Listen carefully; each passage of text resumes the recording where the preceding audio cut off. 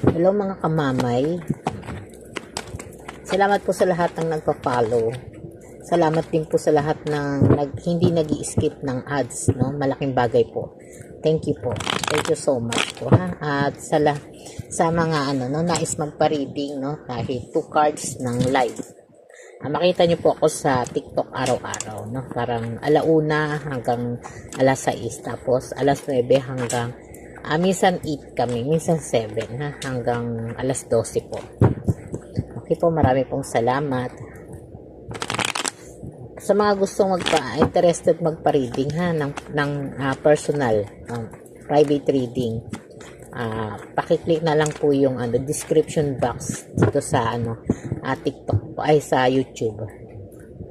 Salamat po ulit, no. Ito yung yung energy na to para sa may mga bagong kasal, no, may mga kalibin, basta lumipat o nagsama na, ha, ng partner para makabuo na ng masayang pamilya. Pero may mga parang kontrabida, no?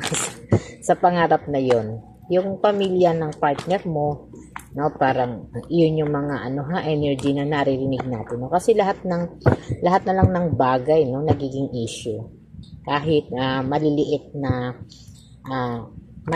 lang na problema, kalat, o maging dahilan para magalit, no, o ipahiya ka.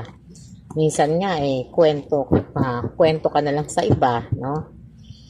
Minsan nga din yung parang nagkikwento ka pa lang inaano ka na, binabara ka na. Ganun, no? Ganun ka katitindi yung mga ginagawa sa iyo, kaya napapatanong ka na kung may lihim bang galit o inis sa iyo yung pamilya ng partner mo sa iyo, no?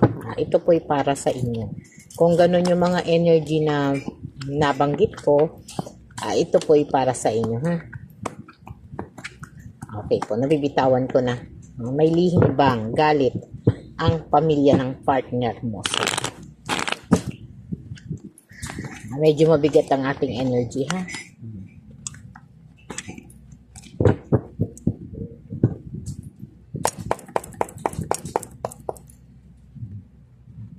Family, no? At Ace of Cups, no? Parang umaayon sa'yo, ha. Umaayon sa'yo yung mga tanong mo.